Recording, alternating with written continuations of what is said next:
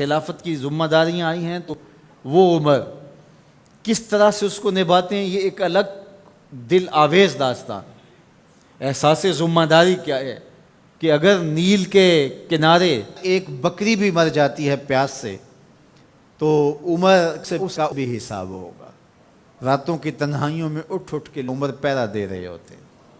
یہ حضرت عمر ہے رضی اللہ تعالیٰ عنہ، کس طرح سے نظم کو چلاتے ہیں، اور امر بالمعروف اور نہی عن المنکر کا جذبہ کس طرح سے آپ کے رگ و ریشہ کے اندر محو نفوس تھا کہ جب آخری وقت آتا ہے ایک ظالم لولو فیروز نامی مجوسی آپ پر حملہ آور ہوتا ہے اور مسجد کے اندر شہید کیے جاتے ہیں۔ سیدنا عمر رضی اللہ تعالیٰ عنہ کے بارے میں حضور نے خبر دے رکھی تھی کہ یہ میرا غلام، یہ میرا صحابی شہید ہوگا۔ جب پہاڑ جھوم اٹھا تو فرمایا انما علیک نبی و صدیق و شہیدان، تمہارے اوپر ایک نبی ہے، ایک صدیق اور 2 شہید ہیں۔ حضرت حذیفہ بن یمان رضی اللہ تعالیٰ عنہ فرماتے ہیں کہ مجھے شوق تھا کہ حضور سے فتنوں کے بارے میں سوال کروں اور میں پوچھتا تھا، تو حضرت عمر رضی اللہ تعالیٰ عنہ نے حضرت حذیفہ بن یمان سے کہا کہ حضور نے جن فتنوں کا ذکر کیا ہے تو مجھے ان کے بارے میں بتاؤ۔ تو حضرت حذیفہ کہنے لگے کہ وہ فتنے آپ کے دور میں نہیں آئیں گے، اس لیے کہ آپ کے اور ان فتنوں کے درمیان ایک مضبوط دروازہ ہے، جب تک وہ دروازہ موجود ہے تو فتنے نہیں آئیں گے۔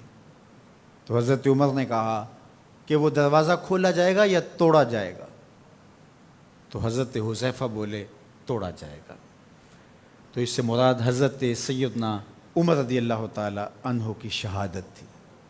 آپ کو شہید کیا گیا مسجد کے اندر، لیکن جب آپ کو اٹھایا گیا، وہاں سے لایا گیا تو خون بہت زیادہ بہہ رہا تھا، تو لوگ آپ کا حال پوچھنے آ رہے تھے۔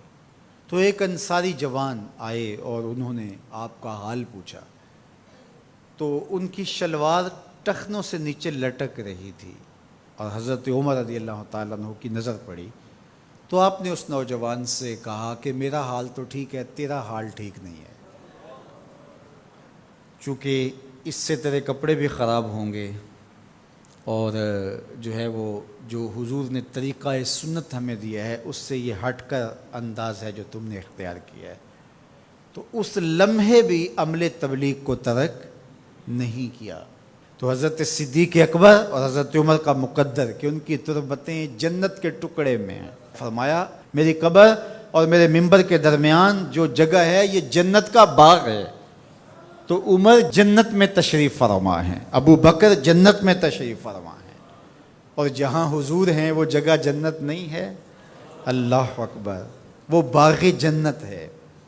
حضور ایک دن مسجد سے باہر تشریف لا رہے تھے، دائیں ہاتھ میں حضرت ابو بکر کا ہاتھ پکڑا تھا اور بائیں ہاتھ میں حضرت عمر کا ہاتھ پکڑا تھا، اور مسجد سے باہر آ رہے تھے۔